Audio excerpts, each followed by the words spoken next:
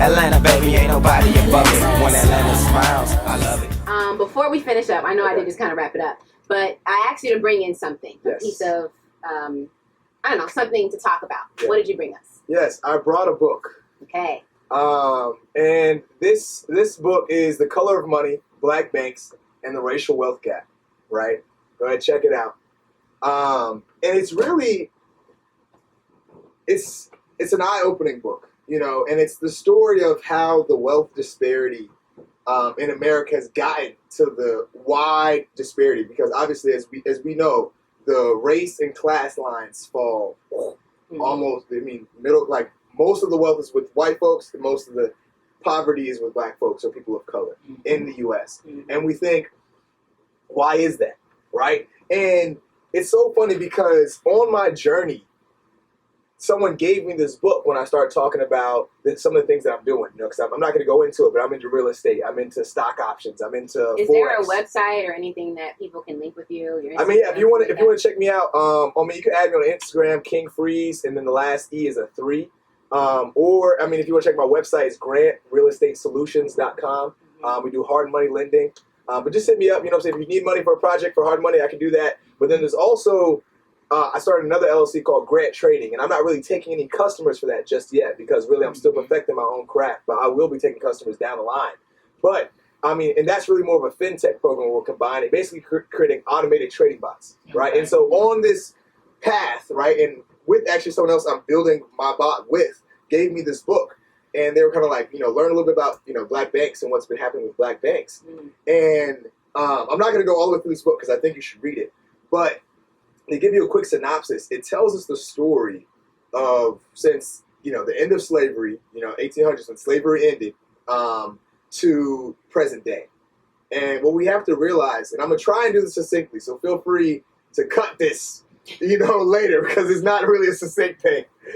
200 years, it's hard to be succinct, right? Yeah, for sure. But really what happened was, after slavery, right? The slavery was abolished, Abraham Lincoln, whatever, and we all think, oh yeah, and that's the thing. This book tells us this story again. But yeah, check it out. I got highlights all in it, so check it out. This book tells the story again, but from this perspective of just wealth.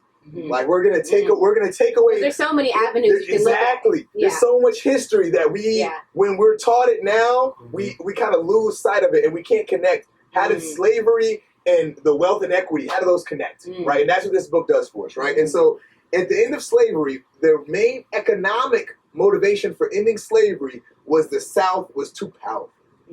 Think about it like this. The cotton industry is like the market, the stock market before the last couple months, right? The stock market was on a bull, right? The cotton industry was on a bull in the 1800s. The cotton industry is going crazy. They got free labor. We got free labor. Look at the profits. The profits is going through the roof. The cotton industry is killing it. The North is not being able to compete, but they're all supposed to be equal, right? So the North is like, we need to curtail that a little bit. That was really their main motivation. It was financial. It was taxes, right? And so like, we need to curtail that a little bit.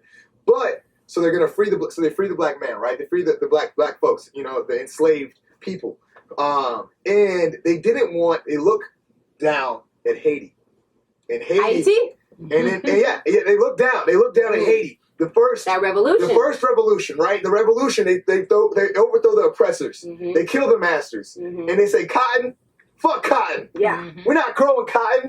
Sustenance farming. We're growing what we need. We're growing some extra crops to sell, but cotton is a slave crop. We're not growing that shit no more. Fuck that. Right, that's what they say, and there's a quote in the book. They say they did not want the black man or the Negro. That's called us back then, right? They didn't want the Negro to go the same way as the Haitian, right? And so what? I'm sorry, really go ahead. What does that tell us now? I'm a Haitian woman. Let's look Haiti, right? Haiti is the original name of Haiti. If they don't want us to look at Haitian history, we should look at Haitian history. And a part of what allowed Haiti to be free was unity. Our logo, our what is it called? Tagline is "L'union fait la force," which means a place of unity. And so, when we look at the revolution, women, children, and men all came together for one purpose. Right? And a part of what brought us together was our spirituality. It was our connection to our divine self, to our ancestors. And so that's why I encourage our people as much as possible to deepen your connection with your inner God, whatever that looks like to you, because that is what makes us powerful. Back to you. Words. I mean, I just want to take that in for a second. But yeah, truth. And just some of these quotes really are profound. Like the one that I first opened up to when you were speaking, it was talking about how banks were a facade to keep Black people from having economic freedom. Yeah. Like that was the one that I saw. Let me speak on that. I was like, okay, wow. It's not even that banks are a facade, but that the path to, so yeah, I'm going to fast forward through this. The path to economic freedom or whatever, the path to economic prosperity in America was through the banks. The banks are very powerful in America.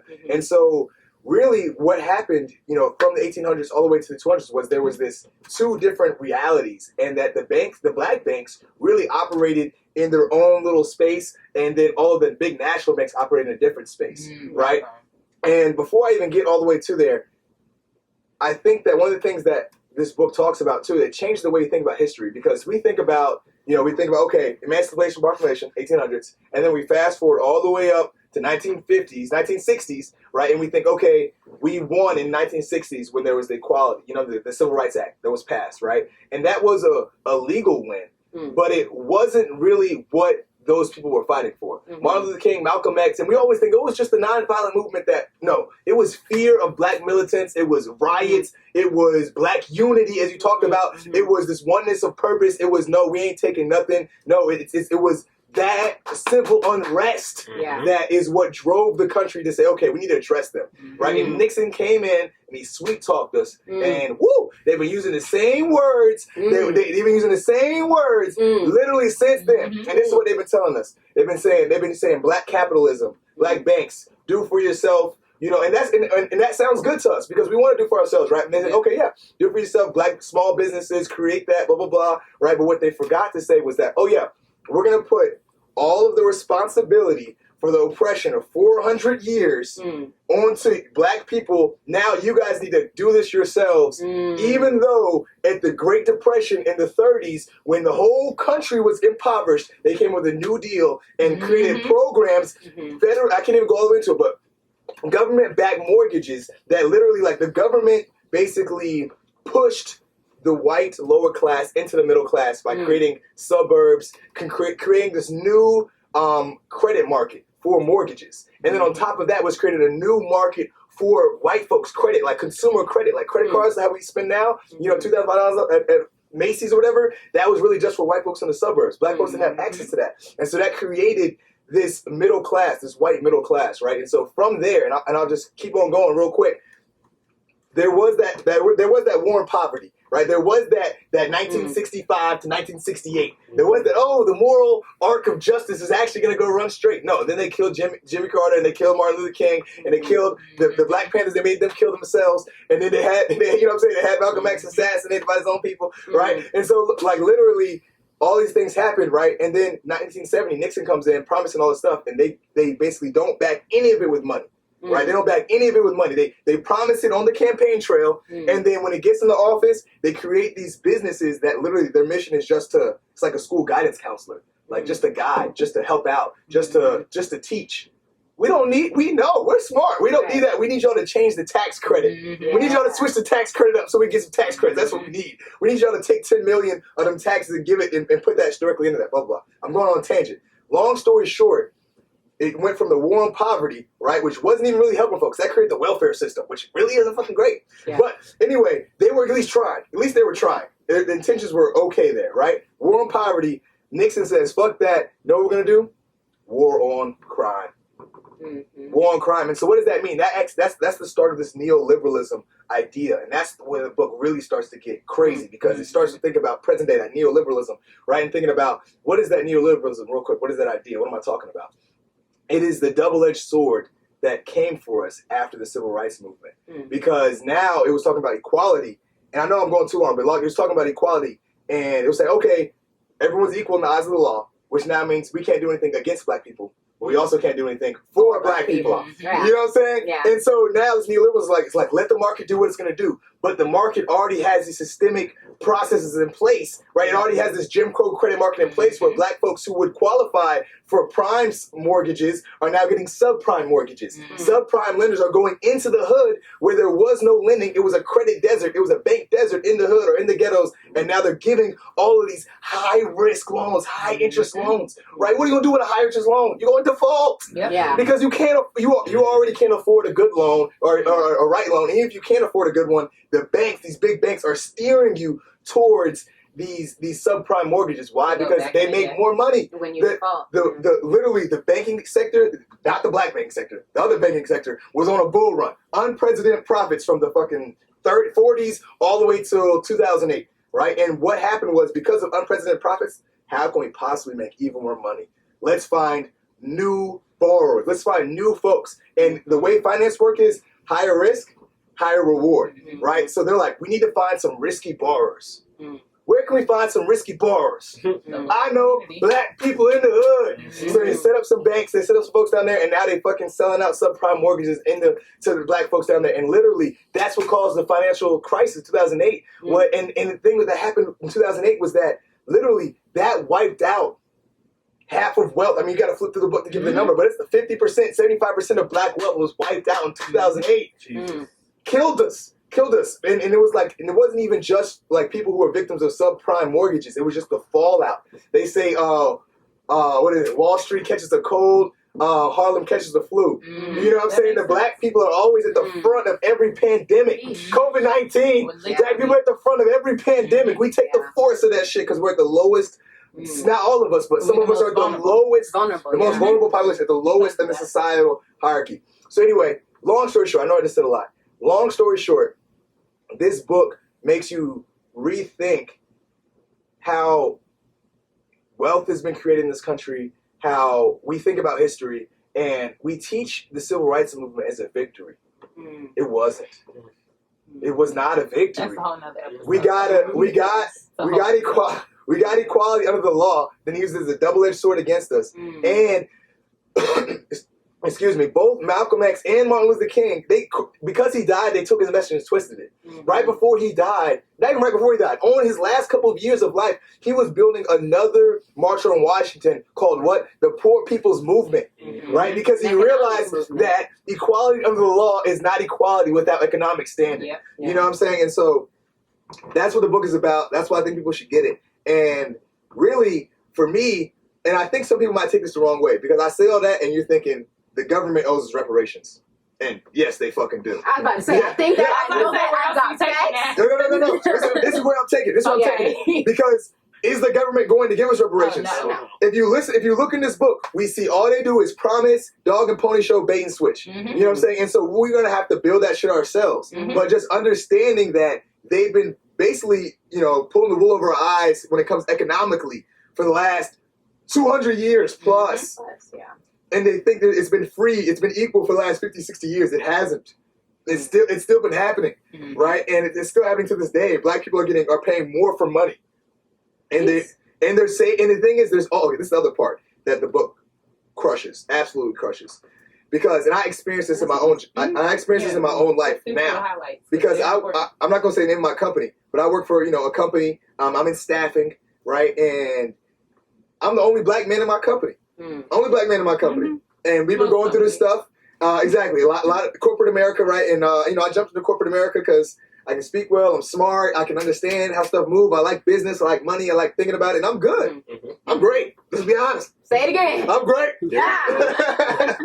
But at the same time, I'm in this space, and I remember I was having a conversation with, a Trump supporter in my office, and he was trying to say, well, I see what you're saying about racism in the past, but me and you, this is what he said to me, and it killed me. And I didn't have a rebuttal. I hadn't read this book yet. And he said, me and you work in the same place and make the same money. We're equal. Or he said, I don't see the inequity. That's what he said. I don't see the inequity. And the main path to wealth was through home ownership.